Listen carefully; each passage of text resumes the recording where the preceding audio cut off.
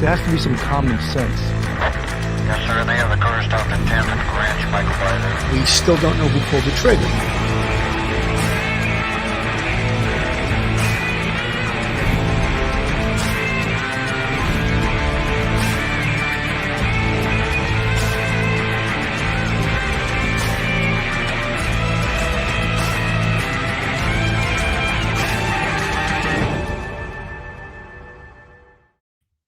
Hello, everyone, and welcome to Police Off the Cuff Real Crime Stories. I'm your host, Bill Cannon. I'm a retired NYPD sergeant with 27 years of service. So many things going on with this case. But first, folks, if you're not subscribed to us on YouTube, please go on our YouTube, hit that subscribe button, give us a thumbs up, and ring that bell. Also, if you want to support us, we have a Patreon with 3 different levels. And, if you want to join our Police Off the Cuff YouTube family, you can go on our YouTube site. There's 5 different levels. You see the folks with the green font in the chat. They're part of our YouTube family. So some of the things that came out yesterday, and folks, I just want to say there's been a lot of misinformation. The news reports on this haven't been all that accurate in the way that 3 different people or 3 different police sources said something different about who was driving the Cadillac when the Cadillac was T-boned by the fugitive enforcement unit and flipped over into that ravine. 2 people said that Casey was driving, and 1 person said that Vicky was driving. And that's a very important thing because it impacts upon the self-inflicted gunshot wound. Because it would make more sense if she was in the passenger seat. She's right-handed. She put the gun to her head. The bullet either exited or it didn't exit. So it would have made more sense that Casey was driving. Also, she would have had to do so many different things if she was driving and having the gun in her hand and speaking to the 911 dispatcher on the radio. So all of those things, they're important things. And I think I can somewhat blame this on the fact that there didn't seem to be any centralized person that accurate information was coming from. The old chief, Rick Singleton from the Alabama Lauderdale Police Department, he didn't seem like he knew a lot. He didn't have the facts. He was asked many questions, and he just gave the answer, I don't have that information, or I'm not aware of that. You can't do that when you're in law enforcement. You have to give out accurate information. I'm going to play a little bit now of the body cam video that they released this yesterday, which is, I think it's great as far as transparency. This is the first time I've seen this happen in a long time where a police organization gives out the body cam video. Let's play a little bit of this and see what it looks like. A lot of confusion, a lot of craziness here.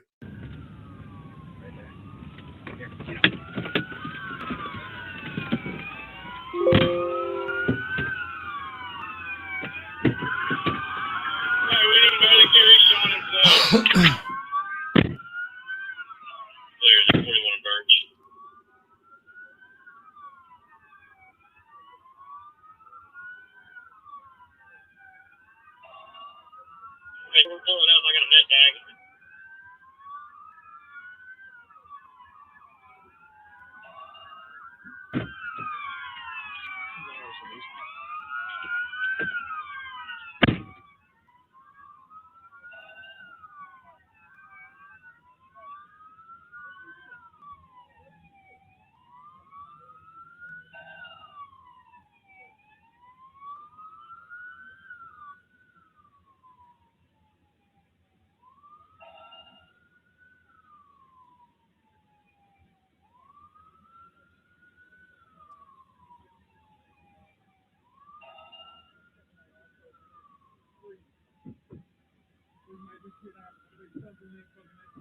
On your screen right now, we're showing the 2 officers with Casey White on the hood of a car, and you just can see the immense size of this guy. He dwarfs these 2 officers who are no small guys themselves, but it's just incredible when you see the actual size of this guy. And you got to realize they pulled him out of the car, not through the door, but through the roof hatchback, because the open sunroof, because the car was flipped over and there was no way to gain access to it.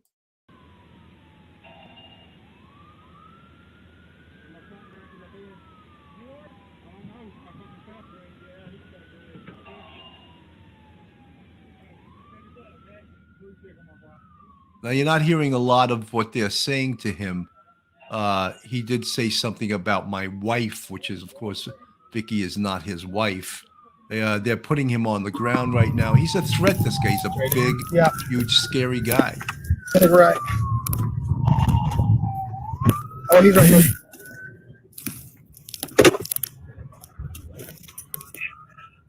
Right here. So that's the body cam video, and the officers approaching the scene. You can see it's a lot of confusion out there, a lot of officers on the scene. At this point, Vicky still has a handgun in her right hand, and she has that self-inflicted gunshot. Hey, we need to clear some of this shit out of the way so we can get out of here. Okay.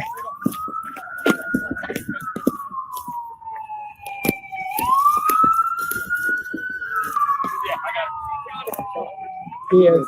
Oh. She shot herself. Davis, you good? You need anything? You need anything? No, she's good. Okay. She's still got it in her hand.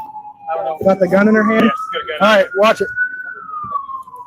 So, folks, you just heard them say she still got it in her hand. She still has the gun in her hand, and apparently she was still breathing. But there's something in the science of death called a cadaveric spasm, and that's when your hand almost fast forwards into rigor mortis, and it locks around the last thing that you were holding. In this instance, it's the firearm.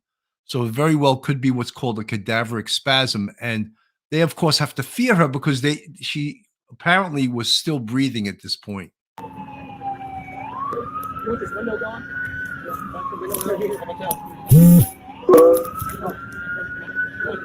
Hey. Let's go ahead and pop. Let's go ahead and pop this front windshield She's here. got the gun in her hand. She's still breathing. I see chest rising. Okay. She's still breathing, and she still has a gun in her hand, so they're very much in harm's way.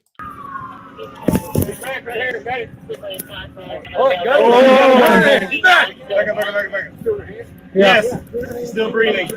Would it be better if we try to pull the vehicle back? Would it be safer? Let the fire guys take a look at it. That's what they do. Need any life, bud?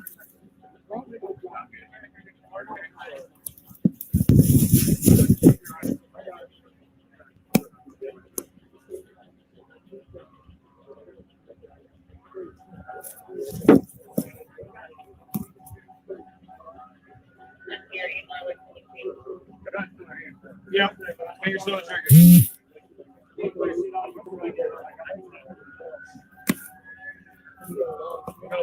Where's he? Anybody got a hooligan? Maybe.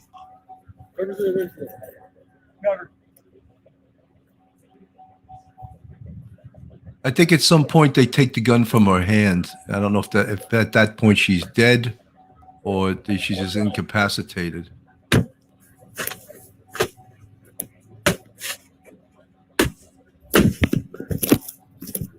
They were talking about removing the windshield from the car so they could remove her out from the windshield. What's your unit call? You're good. They're transfer back in. Okay. Hey, Kurt, you got a Halligan? Yeah. Bring that Halligan. A Halligan is a tool that's used to bend steel, actually. So that's it's usually used by firemen, but they're trying to break into this car either by removing the windshield or bending some steel backwards so they can get her out through perhaps the sunroof. Yeah, I believe so.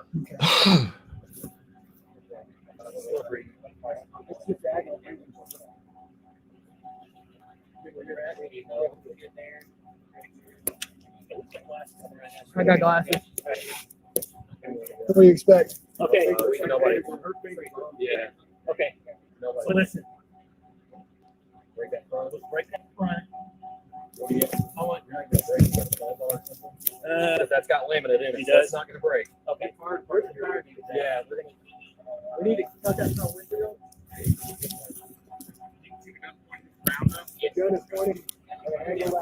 You know, frequently in situations like this, they'll use the jaws of life to Or if we can break this, break a door open, or right now she's trapped in the car. Yeah. Hey, We've got that housing right here. They're talking about the housing tool right now. That's that sharp edge tool you can see right there. Pull her out through there. Well, I think we can get the gun. It'd probably be easier in the windshield. See if it'll open. Good idea. We got cover. They're going to try to force the door open. It's opening. It's opening. It's opening. It's live on your screen. They're showing you them forcing into the car. You got me? I'm gonna go for the gun first. Okay, I'm gonna go for One the of the gun. officers going to take the gun out of her hand. Right. All right, he's got the gun. He's got the gun from her hand. I'm gonna grab it. Let me a little bit. All right, pull me out. All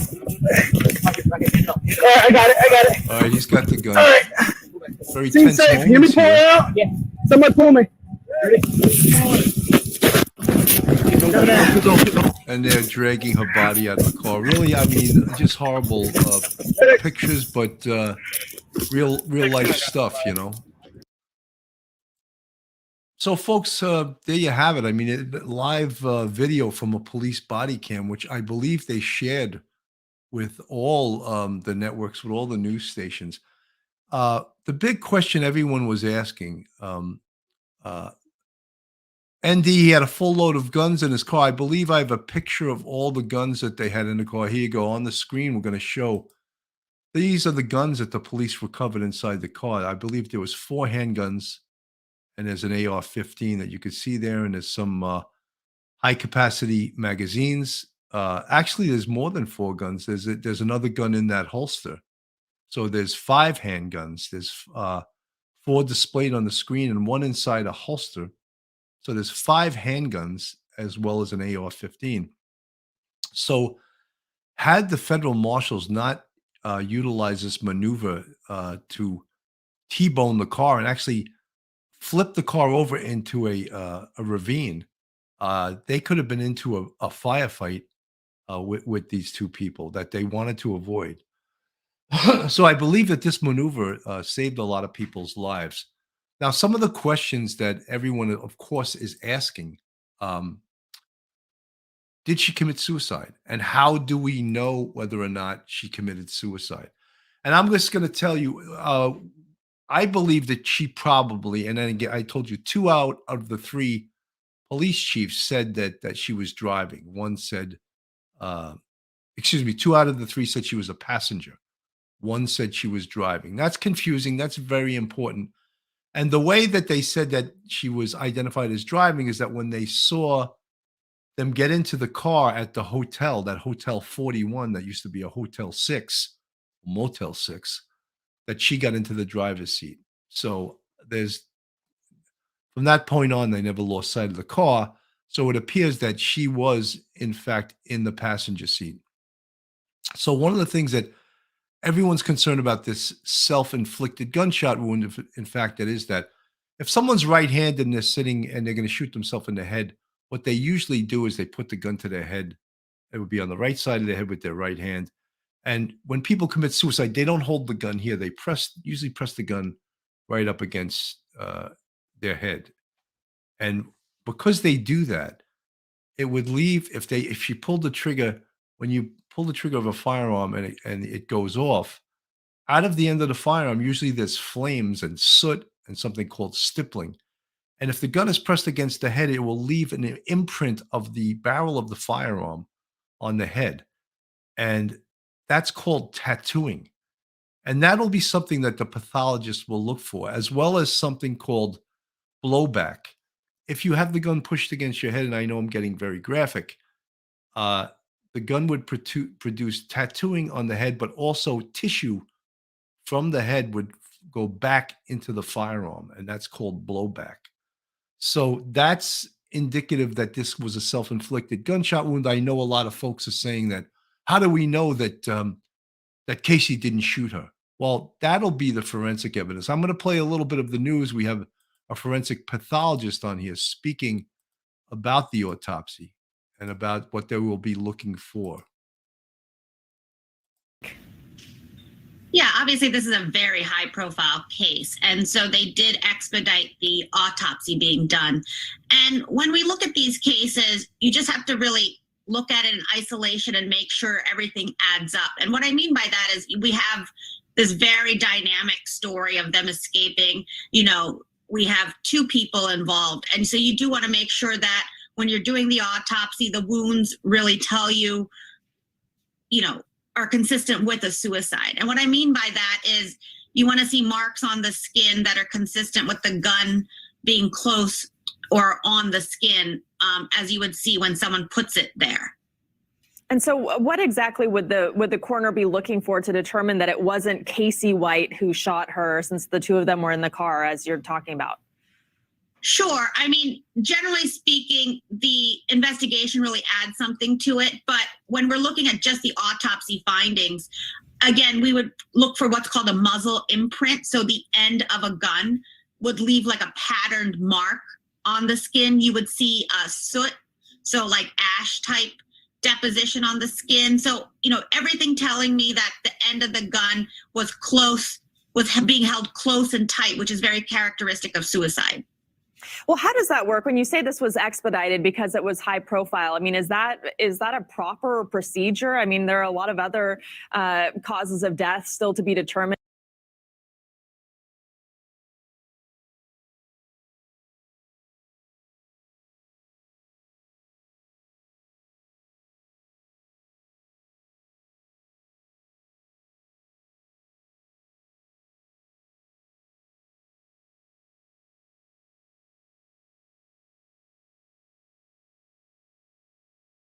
On other bodies, and we know that this, you know, sometimes they take weeks or months to get the results, but this was very quick. Sure. So I think, yes, you know, this was done as a priority case. I'm sure the findings would impact the ongoing investigation with the other gentleman. And so I think because there was law enforcement involvement, you know, they did try to expedite it. And in this case, because we're looking at a gunshot wound, I think toxicology, although it will be run, is less critical in determining the cause of death. You know, we can see it at autopsy, and that's why I think they tried to make sure, you know, everything added up from her perspective. He's still alive, and, you know, they have to deal with him in the legal setting. And would they be looking at his hands and his body as well in order to determine whether she shot herself? I'm sure, you know, I'm sure they want to make sure that he didn't hold the gun up close to her head. But I think all in all, it adds up. If the coroner called it this quickly, I'm pretty sure that they were able to exclude that based on the information they had and obviously the autopsy findings. All right. Well, it was a sad result, no matter which way you look at it. Doctor, thank you for breaking down the process here. We appreciate your time today.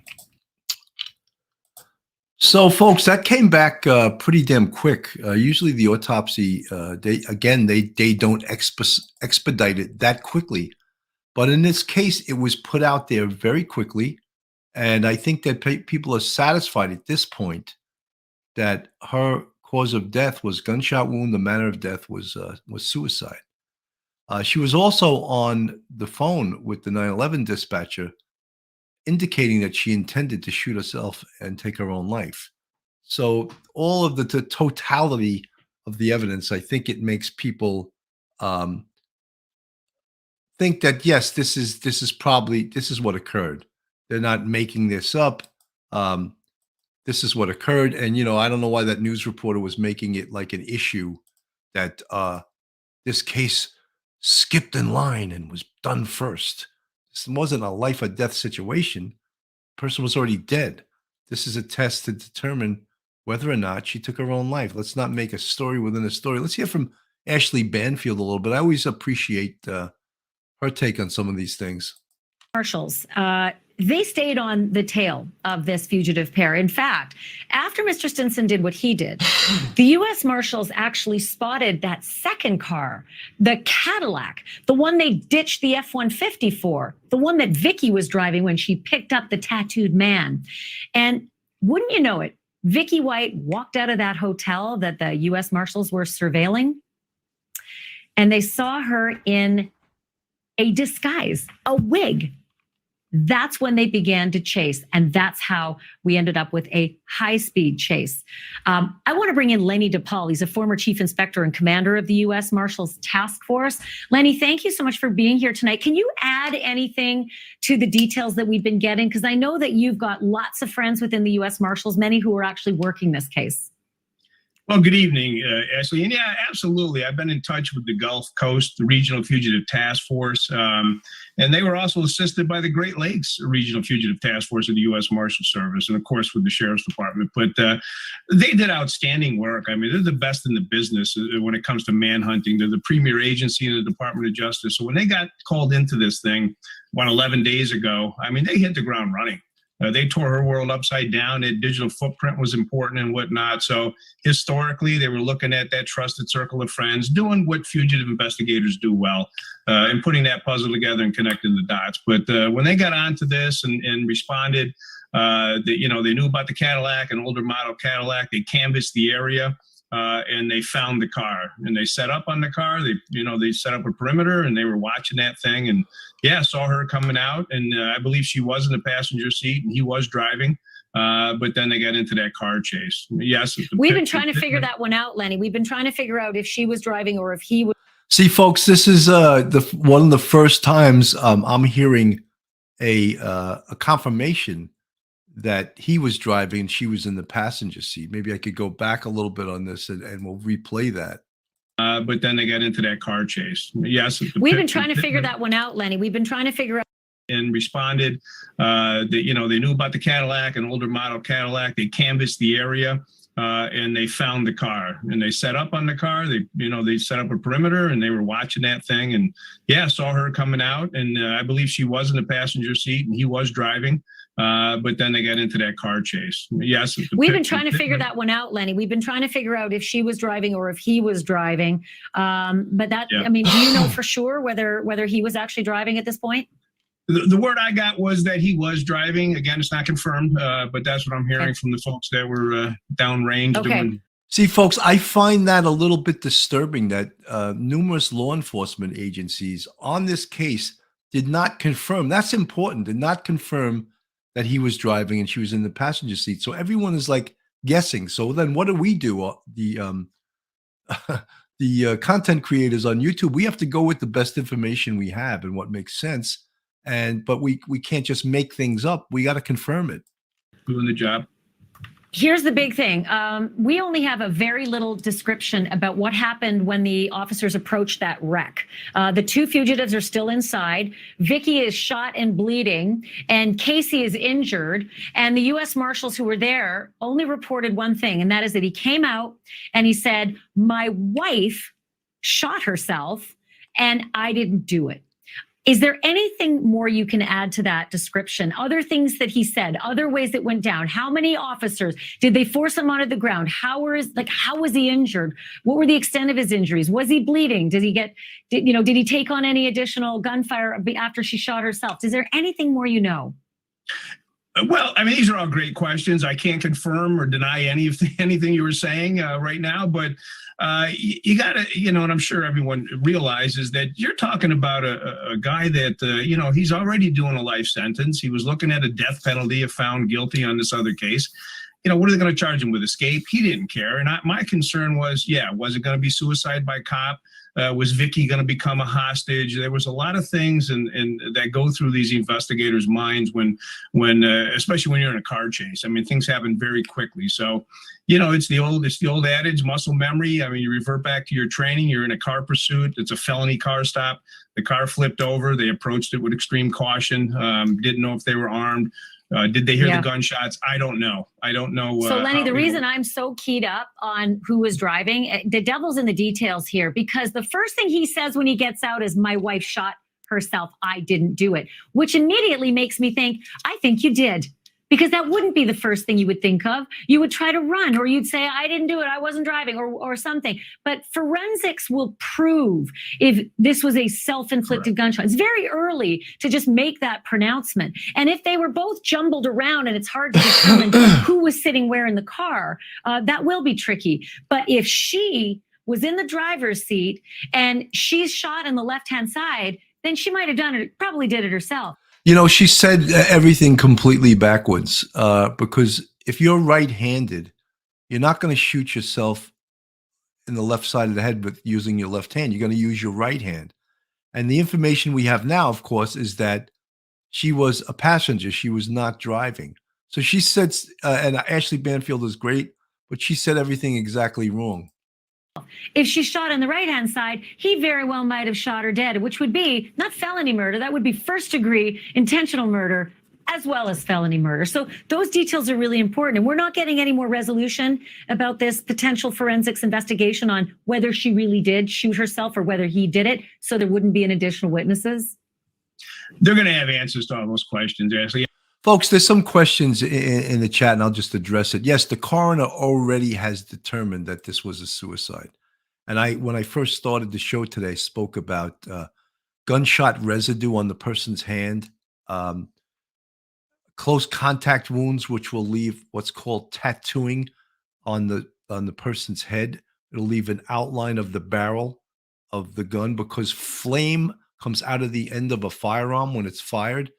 So that will leave certain evidence, stippling, gunshot residue, all of those things. And another thing called blowback, which is tissue from the head will blow back into the firearm when it's pressed up against the head and the trigger is pulled. Will they be testing the head? Well, part of the autopsy, Lynn, they would have tested her hands to see if she fired the gun, but there's other evidence such as I was just speaking about. Would they have tested Casey White's hands? Not necessarily. I think when all the evidence indicates that this was a self-inflicted gunshot wound and the officers on the scene, there was like one gunshot wound, I believe, was heard. They can also test the firearm to see if it was in fact fired. So all of those things, it's forensic tests. And the coroner already came back, or the pathologist already came back and said, this was a self-inflicted gunshot wound. So I think we need to be satisfied with that. I mean, what do they say? A dead man tells no tales. I mean, she probably would have gave up the candy store once she was interviewed and historically what they did, how they got out, what they planned, what their plan was.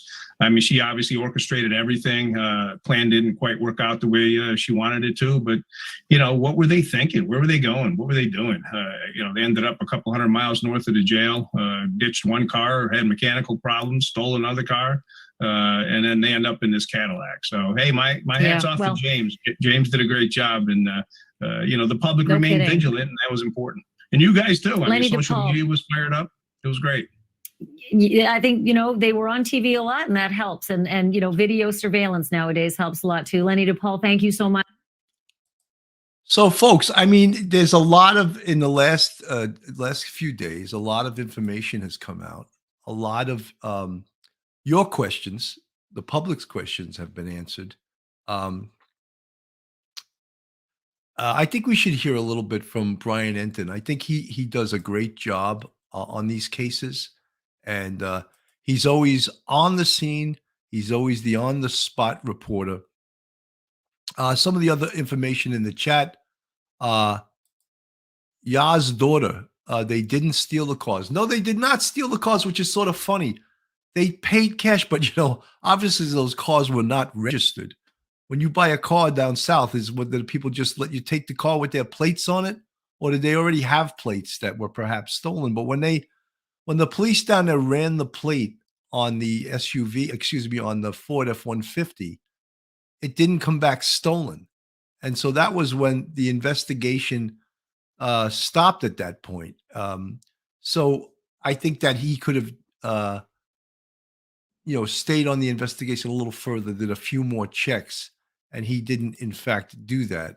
So let's hear a little bit from Brian Enton. He does a great job. It seems like he's our personal reporter. A lot of the cases that we cover, he was on the Brian Enton. He was on the Brian Laundrie case, with Gabby Petito. He was all over that. So let's hear what he has to say. Yeah, really just within the last hour, this new body camera video came out, and it's pretty disturbing, Marnie. It's disturbing because you see Casey White being taken away from the car, and he is basically showing absolutely no emotion, despite the fact that Vicky White just shot and killed herself right next to him. It's disturbing to see. Meanwhile, today we're also learning more about what Vicky and Casey were doing in Evansville, and we're learning more about their stay at this motel behind me.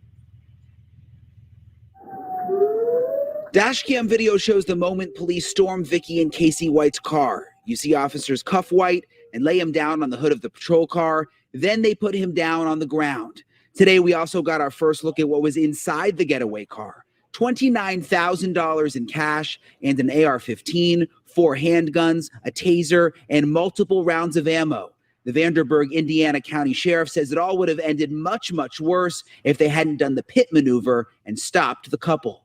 And we later found out, had they not done that, the fugitive was going to engage in a shootout with law enforcement. The sheriff says Vicky White was shot and killed. He says all indications are she took her own life, but he can't say for sure until the coroner finishes his investigation. This is what dispatchers were saying on the radio. We could hear her on the line saying she had her finger on the trigger. Shot victim. Female is still armed.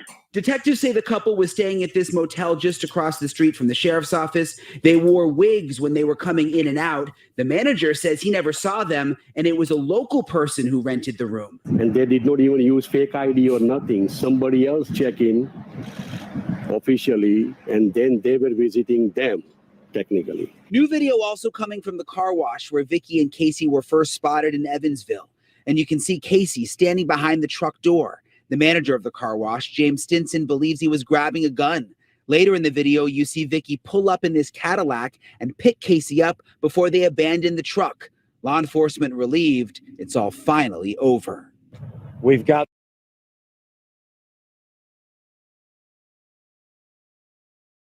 James Stinson believes he was grabbing a gun. Later in the video, you see Vicky pull up in this Cadillac and pick Casey up before they abandon the truck. Law enforcement relieved it's all finally over. We've got the case solved. We've got a person deceased, and we have another person in custody headed back to Alabama. That's my concern.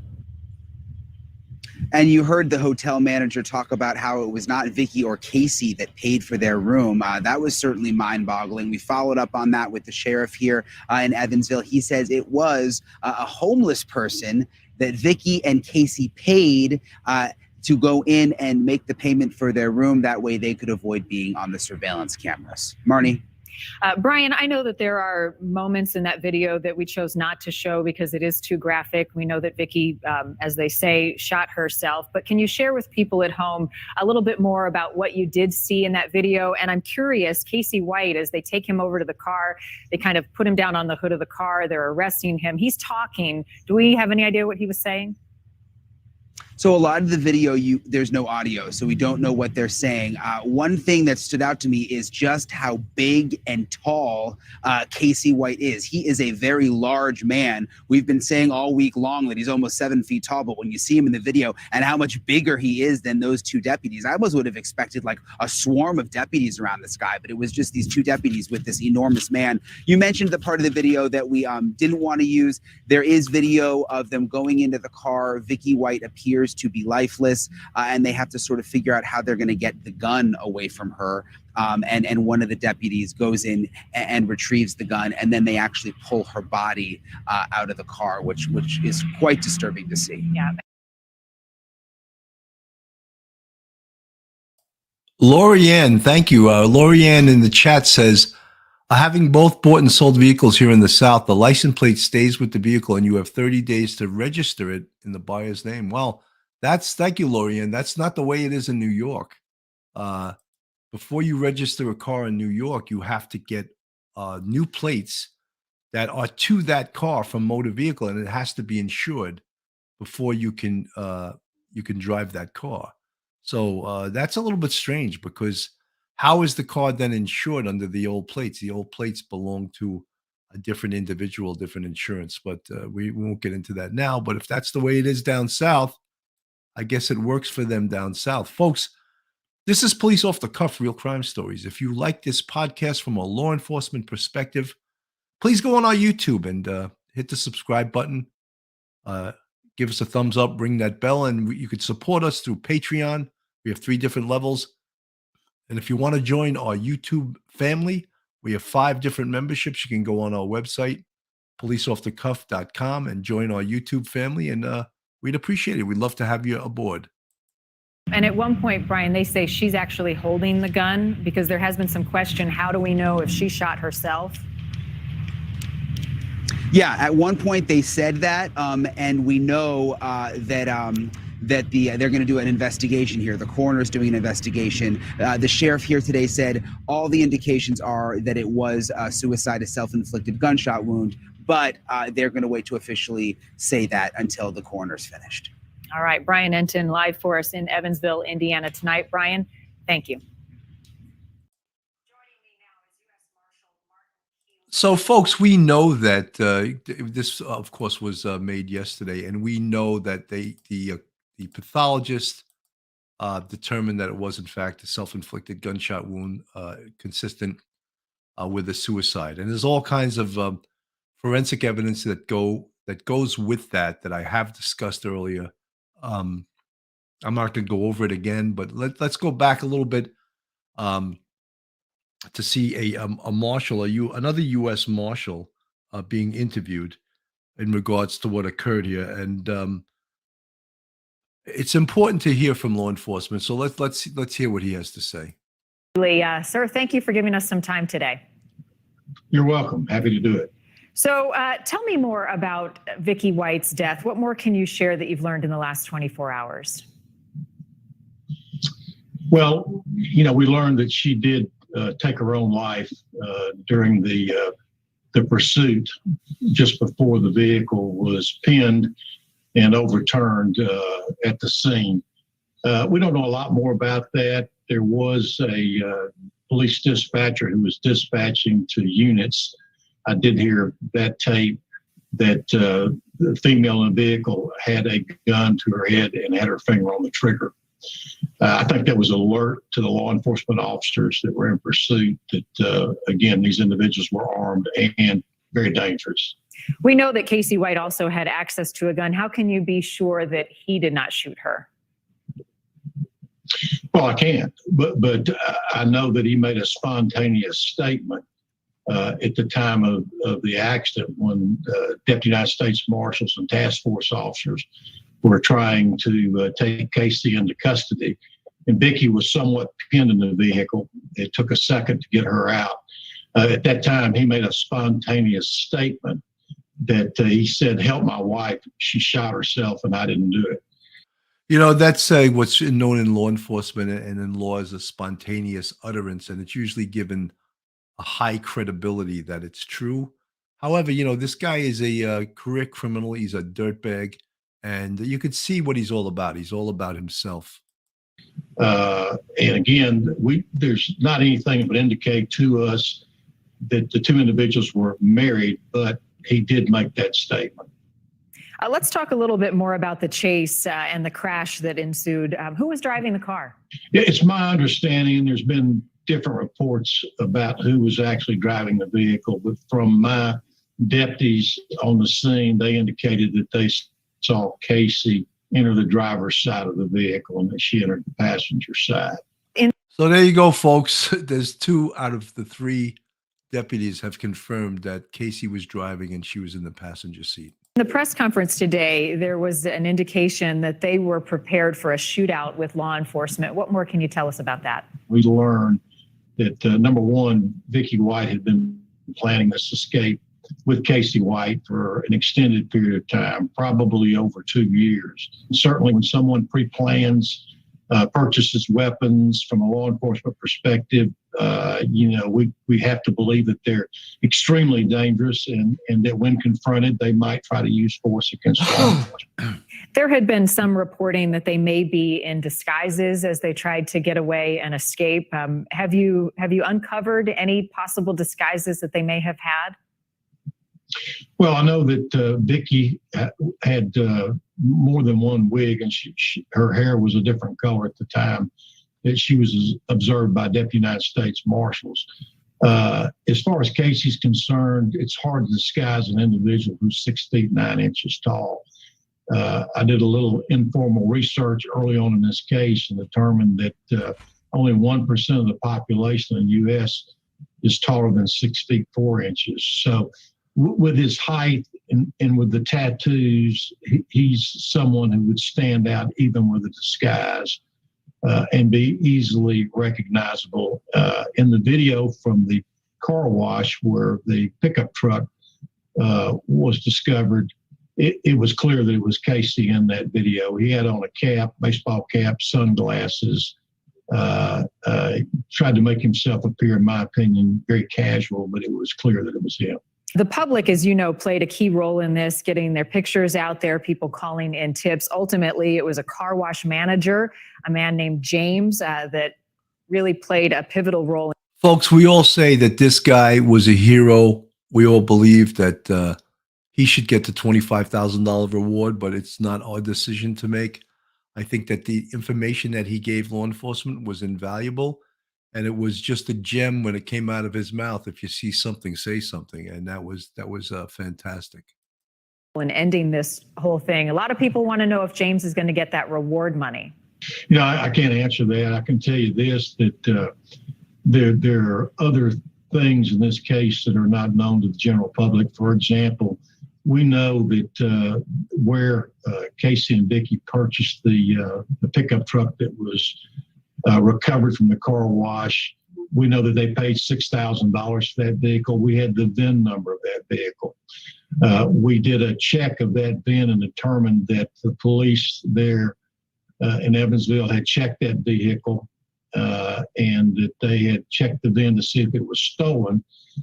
We obtained that information, even though the vehicle was not reported stolen, and we were able to determine where that vehicle was at the time. So we went to the car wash, and there was an interview conducted with the owner. Also, he had videotape that was very important because on that videotape, we could clearly see that Casey was in that area.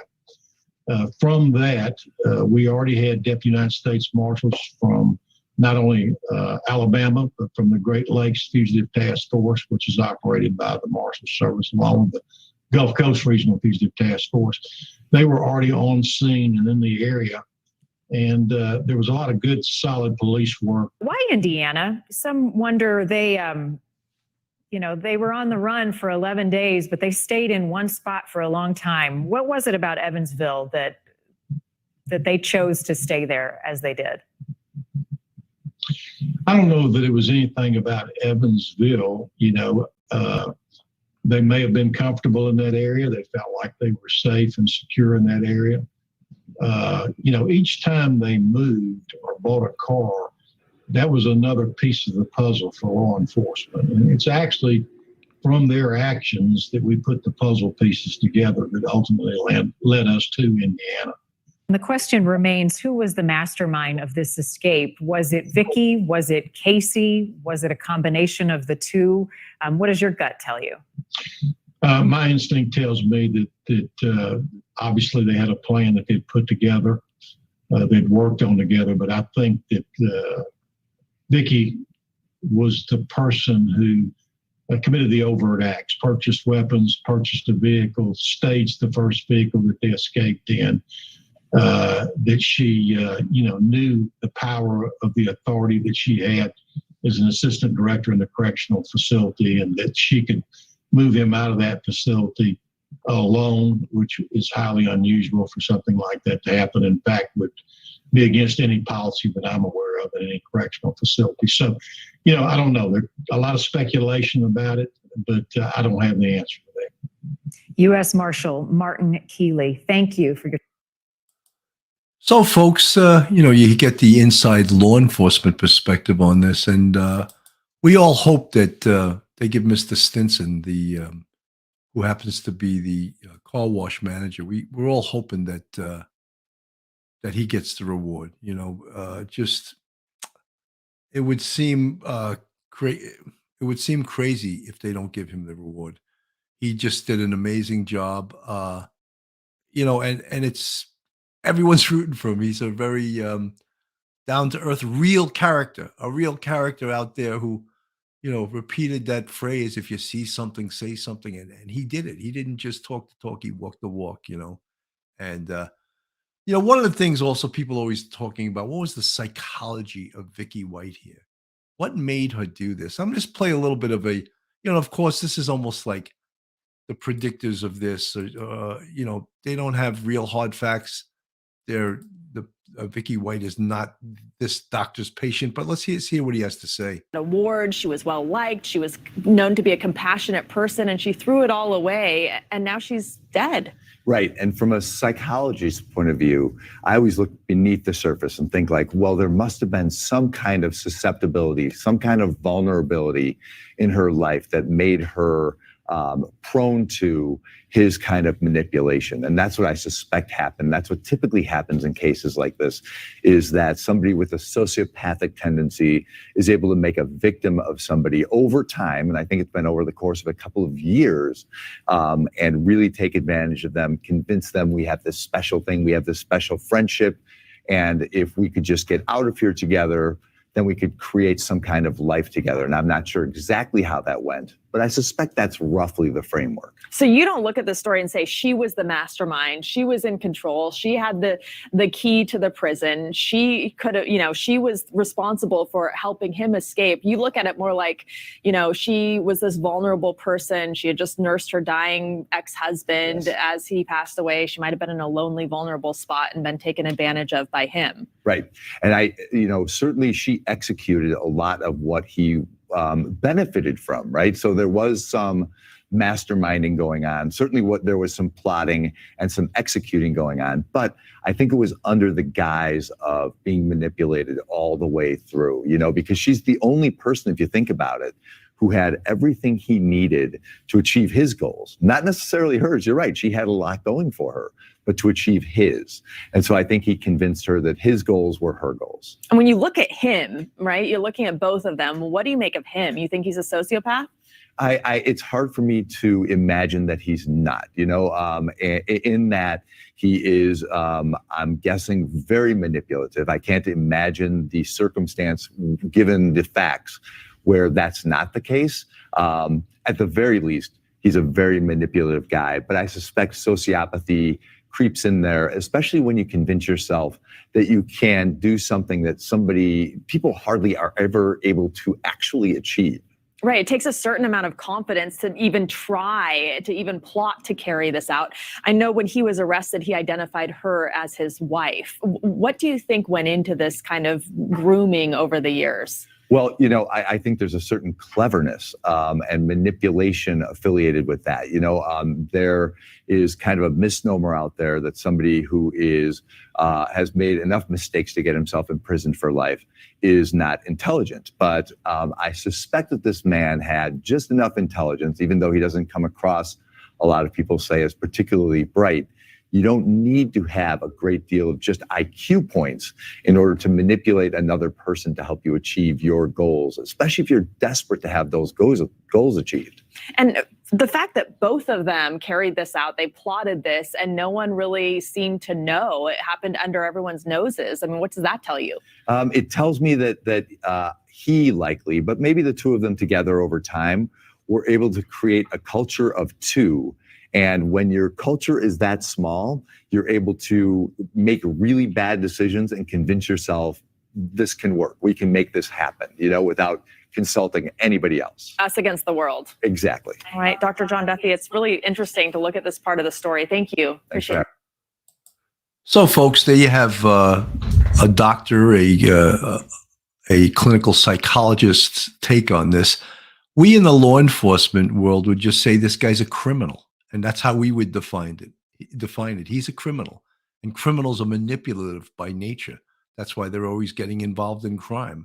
So to have a psychologist sort of define it in psychological terms, that's fine. But we define it much more simply in the law enforcement area by just saying that this guy is a manipulative dirtbag. He's just a total dirtbag, and he doesn't really care about anybody but himself. Calling her his wife, that's sort of ridiculous, Cammy Burchett, can you show that again? A police officer want to see which hand she opened the door with. I'm not sure what you're talking about. I don't know if you're talking about when the police were trying to get into the car. I can't just get that that recording again. It's buried in a bunch of different recordings. I have a lot of them queued up right now. But to recap a little bit, Vicky White, it was determined by the pathologist that she did commit suicide. It wasn't. It was a self-inflicted gunshot wound.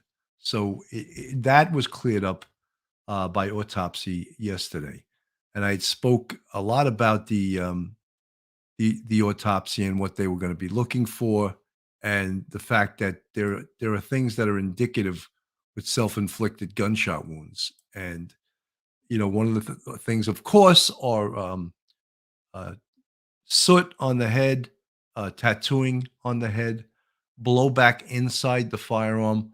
All these things are indicative, and that's that's what it is. I mean, we also spoke about many of the aspects of this case. Where were they staying? How did they stay in that beautiful Motel 6, which was actually a Motel 41? Which I find that funny. We were sort of joking about the commercial for Motel 6 used to be like, "We'll leave the light on for you," and we were quoting that before we even know it was a Motel 6, and it turned out it used to be a Motel 6, but now it's a Motel 41, which someone said yesterday in the chat, very funny, said that means it's $35 more a night because it's not a Motel 6, which I thought was pretty damn funny, Station was first with this story last night on Rush Hour, bringing you live exclusive coverage from Evansville, Indiana and Lauderdale County, Alabama, as this crash and capture unfolded. Our correspondent Brian Enton was the only reporter live with the key tipster who told police that he thought he saw Casey White at his business. And now you're looking at Evansville, Indiana, where Casey White was caught, and Vicky sadly took her own life. We are following up on our exclusive coverage from yesterday. In a moment, we'll speak to Sheriff Rick Singleton in Alabama. But first, let's turn to Brian Enton for a refresher on what we know right now. Brian. Brian Enton did, again, amazing job, as he always does on all these cases. It almost seems like from the studio, they're reporting on a happy case, happy the way they report it. We've just learned that Casey White will be extradited back to Alabama, and it is going to be happening very, very soon. He will be leaving Evansville, where we are, and he should be arriving in Florence, Alabama, around 9:30 tonight, and they will arraign him tonight. The judge is going to come in and arraign him tonight at the courthouse there before he is sent to a state prison. Meanwhile, today we have learned a lot more about what Vicky and Casey were doing here in Evansville over the last several days. They were staying at this motel behind me. The Vicky and Casey White manhunt ended in this crash, and now we're getting our first look at what was inside the getaway car. $29,000 in cash and an AR-15, 4 handguns, a taser, and multiple rounds of ammo. The Vanderburgh, Indiana County Sheriff says it all would have ended much, much worse if they hadn't done the pit maneuver and stopped the couple. And we later found out, had they not done that, the fugitive was going to engage in a shootout with law enforcement. The sheriff says Vicky White was shot and killed. He says all indications are she took her own life, but he can't say for sure until the coroner finishes his investigation. This is what dispatchers were saying on the radio. We could hear her on the line saying she had her finger on the trigger. Shot victim. Female is still armed.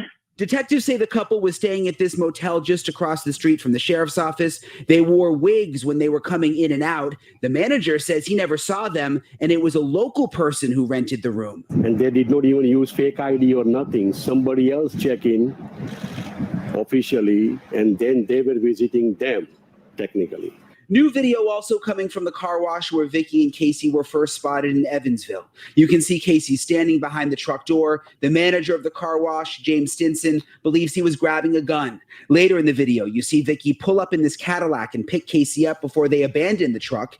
James, the manager of the car wash, has been talking exclusively with News Nation. Here's what he told Adri Bankert today on Morning in America. I walked up to the truck and the windows were down, which I thought was odd. I've never had that happen. And I thought, oh my God, this could be that guy from Alabama. So I was kind of afraid to look over in the vehicle, thinking he might be in there asleep, dead, passed out, overdosed, whatever. But I finally did look in it. The keys were inside in the ignition.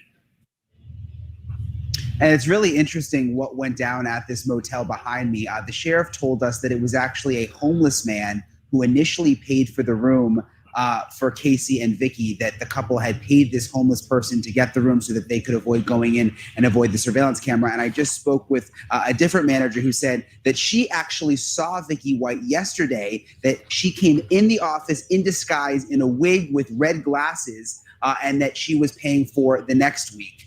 So obviously interesting that they've been right here at this motel, which is, by the way, right across the street from the sheriff's office here in Evansville. I want to bring in Sheriff Rick Singleton. This is the sheriff from Lauderdale County, Alabama.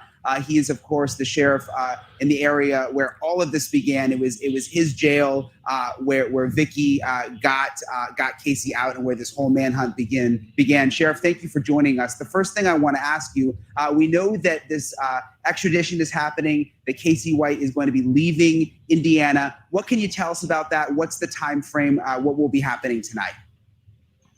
We expect them to get back here in Florence around 9:30 to 10. We have a judge on standby who will be on the bench when they arrive. He will be immediately paired before the judge to be arraigned on the escape charges. As soon as that arraignment is over, he'll be placed back in the transport vehicle and transported directly to the Alabama Department of Corrections. Okay, so you mentioned the Alabama Department of Corrections. Was there a decision made not to take him back to your jail? Absolutely. He has these charges waiting. This has obviously sort of thrown a monkey wrench in the process as far as his trial for capital murder. So they'll have to take some time to figure all that out and sort it out. But at some time, he will be brought back to our facility. One thing that alarmed me was talking with the sheriff here in Evansville today, and he said that Casey told them that he planned for there to be a shootout and that he wanted there to be a shootout. That's how he wanted this to end. What can you tell us about that? I'm not surprised. You know, he's a very dangerous man. We said that from day one. We know what he's capable of, and he's very capable of carrying out that exact plan. I don't know if that was their plan or not. Obviously, if he told the sheriff up there it was, then I take him at his word. But it would not surprise me because he's that kind of guy. There's a lot of mixed feelings, Sheriff, about Vicky White. I know she worked for your office for almost 2 decades. She was going to be Correctional Officer of the Year for your department this year. A lot of people really liked her and respected her. How are the employees processing it right now? And also, how is her family doing, specifically her mother? Because I had a chance to meet her mother last week, and it was sort of heartbreaking to talk to her. How's she doing now? I spoke with her mother this morning, and she is still extremely distraught. You know, they are just beyond belief that their daughter would do something like that, as are we, her coworkers. What in the world possessed Vicky to pull a stunt like this? I don't guess we'll ever know now. But, you know, it's just not the Vicky any of us knew, including her parents. You know, this caught everyone totally off guard. You know, she absolutely exploited her position and her knowledge of the system and of the inner workings of our court system, and, you know, was able to get him out of jail and stay on the run for 11 days. Yeah, it's been a wild 11 days. And it was interesting today to learn that they used this homeless man to go in and rent the motel room behind me for them. Have you learned of any other instances where other people were involved in all of this over the last 11 days? I have not. I don't know if the Marshal Service got any tips or any information regarding that or not, but I'm not personally aware of any. You know, folks, this sheriff is probably in the twilight, the very end of his career, I would think. He doesn't strike me as Sheriff Rick Singleton. In fact, that's an elected position. So apparently he has decided not to rerun for the position of sheriff. But as I said, he's probably in the twilight of his career. He didn't seem like he had a lot of answers for a lot of things. He seems like a hell of a nice guy, you know, grandpa type.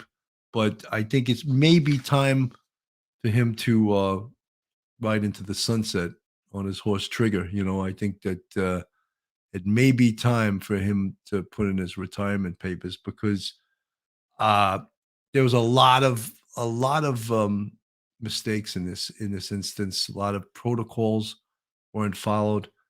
It seemed like there was a lot of warning signs that Vicky potentially could have been doing something like this. Folks, Joe Murray, attorney at law. Joe is a retired NYPD police officer, and he's a fantastic defense attorney in the New York metropolitan area. You can reach Joe on a cell at 718-514-3855, or email him at joe@jmurray-law.com. His website is jmurray-law.com. He's a fantastic defense attorney, and he's been on both sides of the fence. He's been a law enforcement officer, and he's an attorney, and he's a fantastic attorney.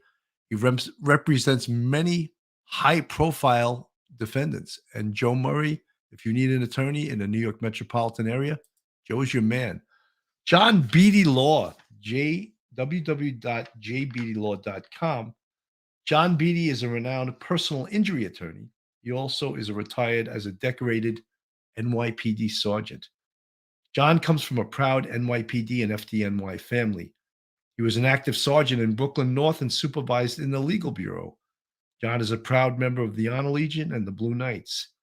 John Beatty litigates across the country for seriously injured victims and has helped recover over $200 million for grieving families. Call John now for a free consultation. John Beatty, 917-797-9520. John Beatty Law, www.jbeattylaw.com. So, folks, where do we go from now with this caper? I mean, is it over? Of course, Casey White is going to stand trial for capital murder. But, you know, something, one of the things that we're hearing about, or not hearing about, is that he was already serving 75 years. This whole thing about getting out of the state prison and getting into the jail was a plan of his and Vicky White. Of course, a jail is much easier to escape from than a state prison. So, but he still now has to serve his time, 75 years before he even goes on to trial. This is a little video. People have been asking for this about his arrival back in Lauderdale, Alabama. I'll play a little bit of this, and then probably be time to wrap it up. Casey, was it worth it? New overnight, a shackled and handcuffed Casey White on the run for more than a week, now inside an Alabama state prison. Today's been a good day. Got him back home, got him back behind bars. This dramatic new dash cam video showing the moment he was captured, dragged from a crashed Cadillac, then pinned down by officers. The 6'9" fugitive surrendering, authorities patting him down on the hood of a police cruiser in Indiana, ending a tense multi-state manhunt. Still trapped inside the car, Vicky White, the corrections officer turned accomplice. An autopsy report confirming she shot herself in the head just before police moved in. She's still got it in her hand. Got the gun in her hand? Yeah, all right, watch it. First responders pulling her from the vehicle in an attempt to save her life, but she later died. Casey, did you kill Vicky White? Overnight, Casey White appearing before a judge where he was formally charged with escape in the first degree. Prosecutors say more charges could follow. we'll be looking at other state and possibly federal charges on that incident that involved the death of Vicky White. The 38-year-old now being held in a state facility instead of the county jail that he escaped from, escorted out by Vicky White for an appointment that never existed. Authorities say the couple was armed with an arsenal of weapons and was prepared for a shootout with police until U.S. Marshals crashed their getaway car. That action may have saved many of my deputies and fellow law enforcement officers' lives. Also in the vehicle, tens of thousands of dollars in cash, a number of wigs and camping gear. But it was tips from the public that ultimately led to their capture, like the call a car wash owner made to police about an abandoned pickup truck ditched by Casey. I said, this is probably that guy from Alabama. Body cam video released overnight shows what officers say they uncovered inside. A Glock magazine loader. A bizarre crime orchestrated by an unlikely pair, a veteran corrections officer and an accused killer police believe she may have fallen for. Megan, officials also revealed yesterday that Casey and Vicky White may have even gotten help from a third party. What more do you know about that? Yeah, Savannah, that's right. So law enforcement officials are looking into the possibility that someone else may have helped the couple secure that hotel room for 14 days. Keep in mind that those wigs that investigators uncovered, they believe that they were worn by Vicky White to try and conceal her identity. So it's possible she may not have had the proper identification to even reserve rooms in the first place. Savannah? All right, Megan, a thread to follow up on for sure. Appreciate it. Thank you.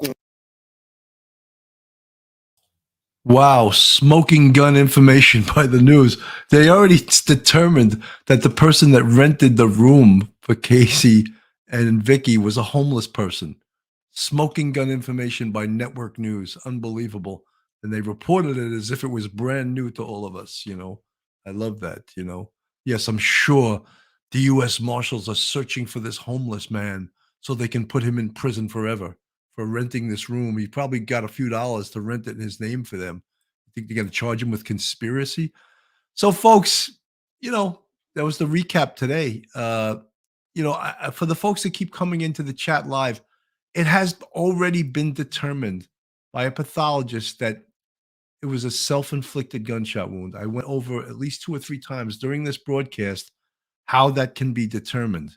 So people that in the chat keep saying, oh, Casey shot her. No, they've already determined that he did not, that it was a self-inflicted gunshot wound.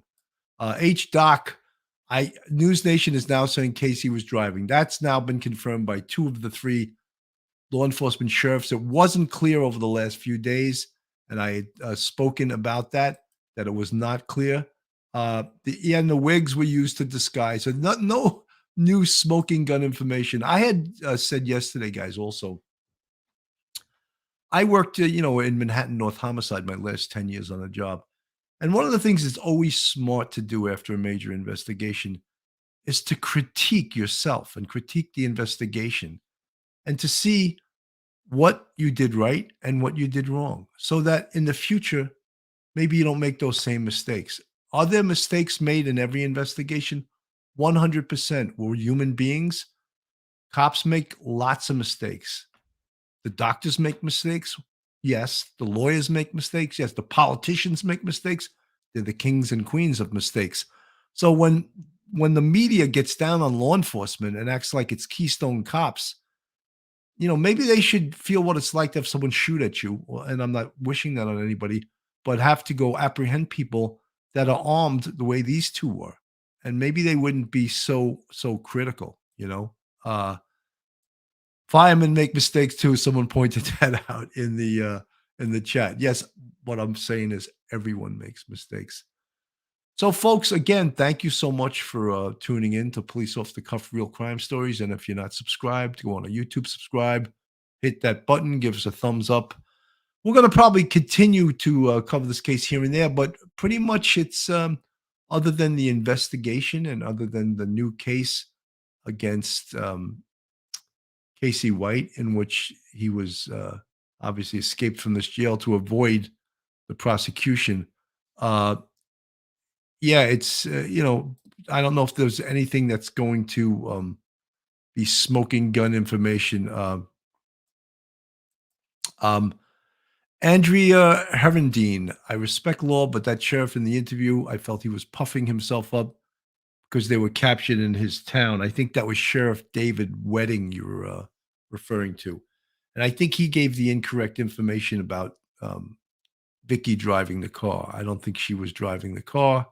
I think that Casey was. So Vicky wasn't driving.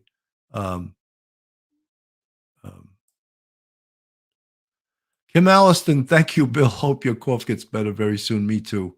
It's uncomfortable, and I'm feeling a little weaker. Guys, on a personal note, I was supposed to actually have surgery today, and I had to cancel it because I was weak from being sick. Now I have to reschedule it for sometime in June.